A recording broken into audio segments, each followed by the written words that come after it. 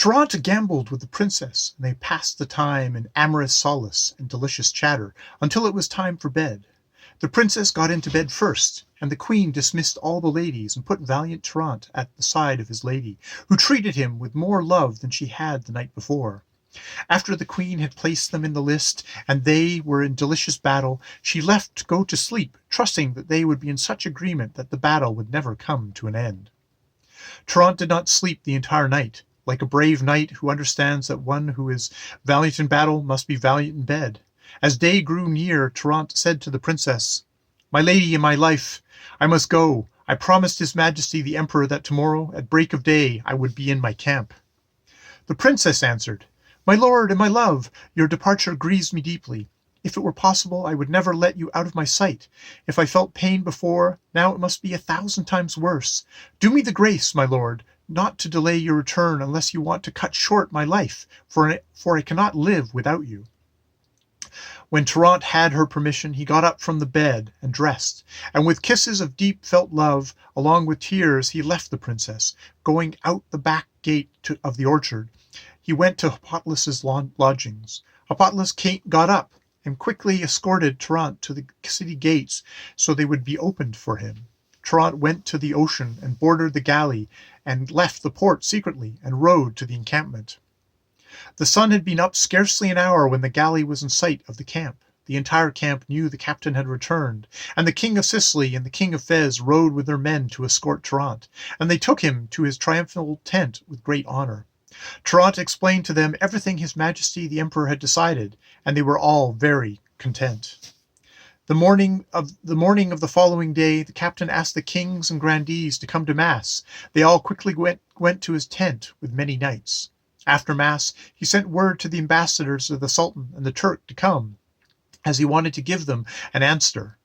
The ambassadors were very glad to receive the news. Dressed in Moorish fashion and accompanied by many noble knights from Trnt's camp, the great lords went with great pomp and gravity to the tent of the valiant knight. Before they left their tent, the ambassadors put their mounts and servants in readiness so that when they had the reply from Trnt, they could return to their camp. When the ambassadors were in the presence of the valiant captain, they bowed deeply to him, and Trnt paid them as much honor as he thought they deserved. When they were seated before him, Trnt gave the following reply: "Do not be astonished at the answer that has been so long coming, for I wanted to consult His Majesty the Emperor about your embassy. He, with great benignity and clemency, has had compassion on you.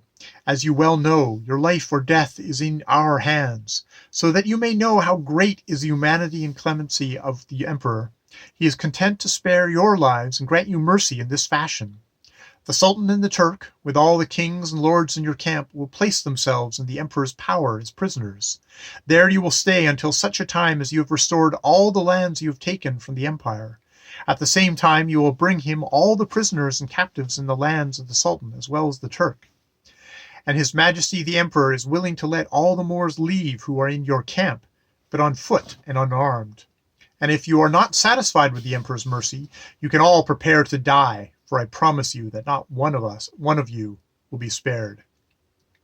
On the morning of the following day, the Moors held council regarding the reply they should give to Trnt, and the council decided to acquiesce to everything Trnt asked for.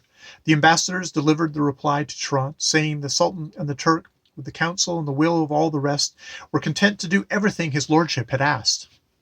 Soon all those who were to be hostages rode in, and there were 22 in all titled and in high nobility. I will not give their names here so that I will not take up too much space, but I can tell you that because of their great hunger, they were hardly slow in coming down the road. They all presented themselves to Trnt and bowed deeply.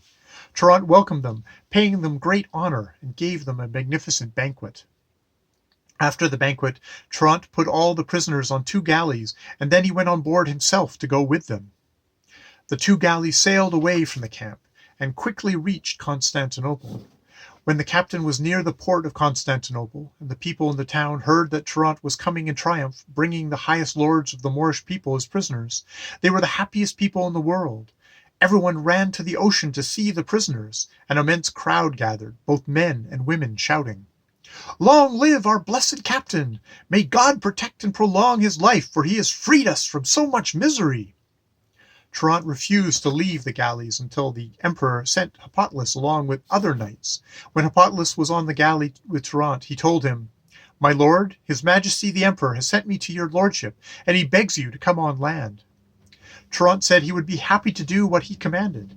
The captain quickly had the galleys drawn near to land, and they lowered the ladders. Then Trnt had all the prisoners disembark with him. When they were on land, they met all the officials and magistrates of the city, who received them with great honor. And Trnt, with great reverence, they all left the shore together and went to the emperor's palace, and the populace followed them. When they were in the palace square, they saw the emperor up above on the cenotaph, seated in the imperial chair, with the empress at it to his left, and the princess to the right of the emperor, but a little lower, as a sign that she would be the successor to the empire.